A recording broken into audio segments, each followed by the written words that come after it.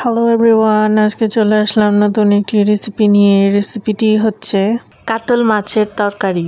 প্রথমেই নিয়ে নিলাম 3টি টমেটো ও ছোট ছোট 6টি কাঁচা আলু। নিয়ে নিলাম হাফ কাপ পেঁয়াজ ও মরিচ 6 থেকে 7টি লম্বা করে কেটে নেওয়া। প্রথমেই আমরা সামান্য পরিমাণ হলুদ ও লবণ দিয়ে ভালো মতো ম্যারিনেট করে রাখলাম কাতল মাছটি।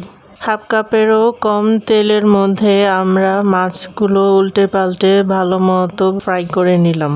অন্য একটি পাত্রে আমরা তেল দিয়ে পেঁয়াজ ও কাঁচামরিচ দিয়ে দিলাম। তার মধ্যে দিয়ে দিলাম মাছের তেল। নাড়াচাড়া করার পর দিয়ে দিলাম হলুদ, হাফ চামচ মরিচের গুঁড়া, সামান্য পরিমাণ জিরার গুঁড়া, 1 চামচ ধনিয়ার গুঁড়া দিয়ে আমরা ভালো মতো নাড়াচাড়া করে মশলাটি ভুনে নিব। তারপরে দিয়ে দিব দেশি টমেটো ও নতুন আলু। সবগুলো উপকরণ মিক্স করে আমরা তার মধ্যে দিয়ে দিব সামান্য পরিমাণ পানি ও নেড়েচেড়ে দিয়ে ঢাকনি দিয়ে ঢেকে দিব। 10 মিনিট পর আমরা ঢাকনাটি খুলে তার মধ্যে দিয়ে দিব মাছগুলো। 1.5 কাপ পরিমাণ পানি দিয়ে দিব। তারপর দিয়ে দিব স্বাদ মতো লবণ দিয়ে আমরা একটু নাড়াচাড়া করে নিব। ঢাকনা দিয়ে ঢেকে দিব।